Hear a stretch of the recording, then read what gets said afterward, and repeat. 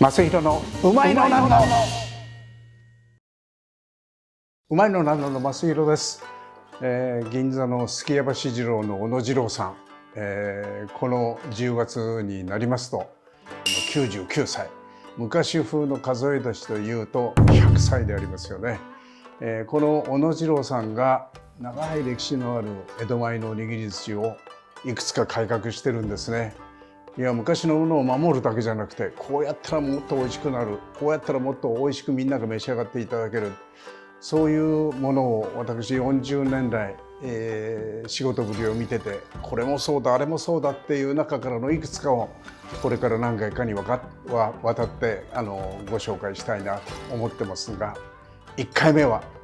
今日本中のお寿司屋さんが、やってらっしゃるおまかせコース一斉スタート。一斉スタートは別にしてですね、おまかせコースを始めたのは間違いなく二郎さんかな。今から約30年ぐらい前なんですが、それまではですね、二郎さんのお店ってカウンターもあればテーブル席もありまして、テーブル席で一人前っていうと皿盛りで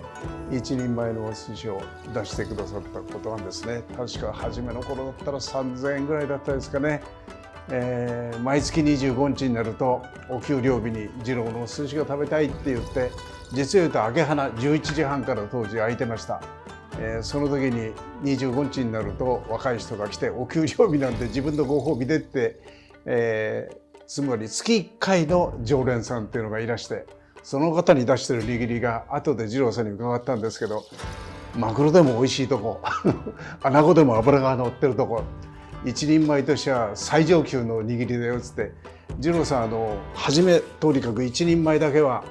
ご自分握ってたんで、二郎さんが握った皿盛りをいただいてた若いサラリーマンの方がいたくらいなんですが、いつからかそういうものをやめられてしまいました。でそのきっかけは二郎さんが全国的にこう知られるようになって、地方からいろいろ皆さん召し上がりに来る。二郎さんのところは土曜日の晩と日曜日がお休みです。土曜日のお昼が地方からやってくる方のチャンスなんですね。そうするとお支払いの時に今晩はロブションさんのお店に行きますとか、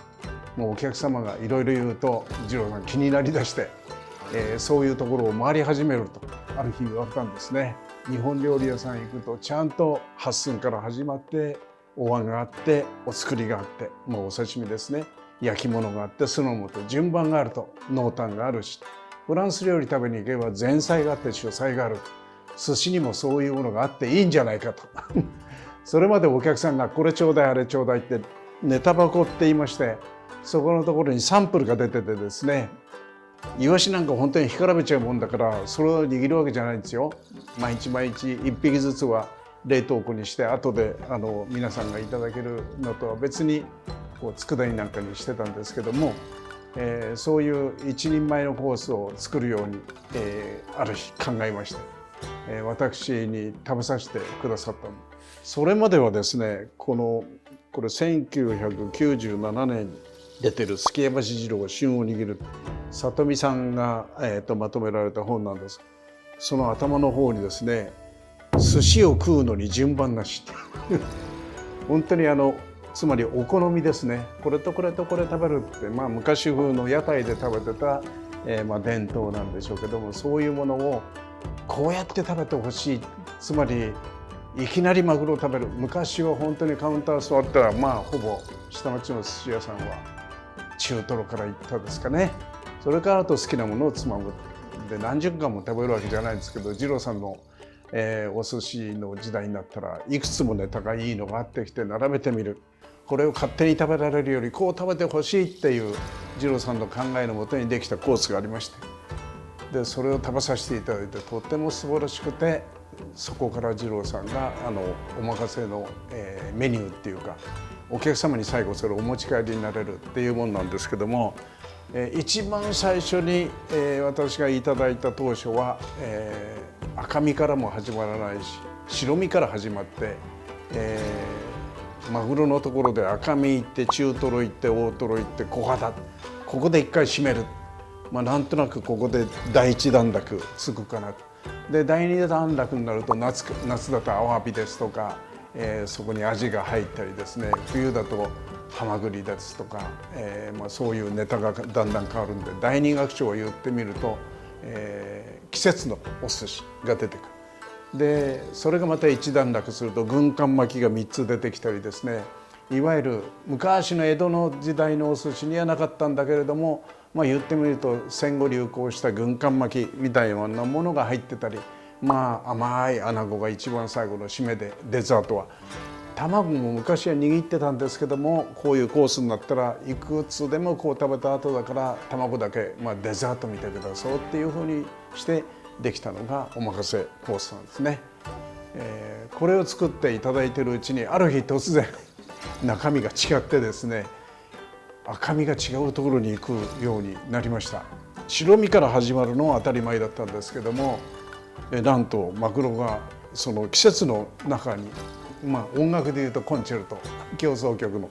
第二楽章の季節のネタの中に入り込むようになったんですね。どうしてだろうと思って二郎さんに伺ったら、やっぱりお寿司の中の2つ挙げろと言ったら小肌とマグロなんだけど、1つ挙げろといえば小肌でも一番大切なのは、マグロが赤身と中トロ大トロとあると。それは赤身を目立たせたいんだけれども、赤身中トロ大トロというとやっぱり大トロの方に気持ちが動いちゃうし、印象に残らない。だからどっか印象に残るところっていうんで、赤身を第二楽章のところに入れるようにしたっていうんですね。でこの実は赤身なんですけども、今から40年ぐらい前、私は本当に二郎さんに行きかけた頃は、お好みでも食べる方がほとんどいらっしゃらなかった。せっかく美味しいのに、つまり冷凍でもないし、本マグロ、ちゃんとした本マグロを使ってますから、赤身のところは香りがあっていいんですね。二郎さんのところは大トロも脂っこいよりも香りの高いものっていうんでマグロを選んだ。その赤身は素晴らしかった。全然売れない。もうこの本にもそのいきさつが書いてあるんですけども、しょうがない赤身をお丼にしてビルの中の出前に行ってたぐらいらしいんですよ。ですから赤身がなかなか履けなければ中トロ大トロも値段が高くなっちゃいますよね。それが赤身がこんな美味しいぞって、実を言うと昔はお醤油に、つまり煮切りにつけといて、漬けにしたっていうのをなんとか復活させたいということで、マグロを目立たす位置に、するようになりました。そうしましたらですね、今から30年ぐらい前ですかね、はっきり覚えてるんですが、渋谷のセンター街の入り口にある、回転寿司屋漬けそれまで赤身をお醤油でつけた漬けなんていうことを見たことがなかったんで、いや随分ポピュラーになったなというふうに、これも二郎さんの漬けを復権させた功績かなと思うんですが、なんと去年の暮れぐらいか、今年になってずっとですね、なんとその赤身がトップバッターにメニューの一番最初に出るよう